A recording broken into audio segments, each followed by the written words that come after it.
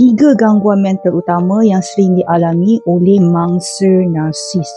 Kalau korang nak tahu, kalau belum follow, klik link follow untuk dapatkan banyak informasi yang menarik. Yang pertama, mangsa narsisis ni akan mengalami anxiety ataupun keresahan yang berlebihan. Sentiasa rasa takut nak buat salah, risau kena marah, rasa diperli, dihina, takut, overthinking dan selalu rasa nak minta maaf walaupun tak tahu apa benda yang nak minta maaf tu. Yang kedua adalah depresi, kemurungan. Ini lagi dahsyat kerana ia adalah slowly, perlahan-lahan korang tak sedar tau, korang akan rasa kosong, tak berharga, hilang minat. Dia berlaku secara perlahan-lahan tanpa korang sedar tau.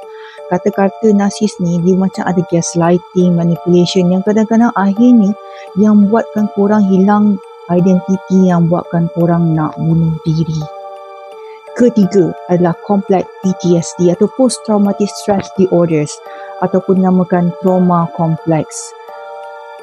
Trauma ini berlaku secara berulang-ulang tau. Bukan sekali tapi berulang-ulang. Kadang-kadang korang rasa menangis, rasa-rasa nak marah, sedih, gelak dalam masa 1 jam. Mangsa boleh alami macam flashback, susah nak percaya orang, hilang identiti diri. Orang pun tak faham, ini gila ke? And dia merasakan diri dia terperangkap tau. Walaupun sebenarnya dia bebas. Ingat, ini bukan salah korang.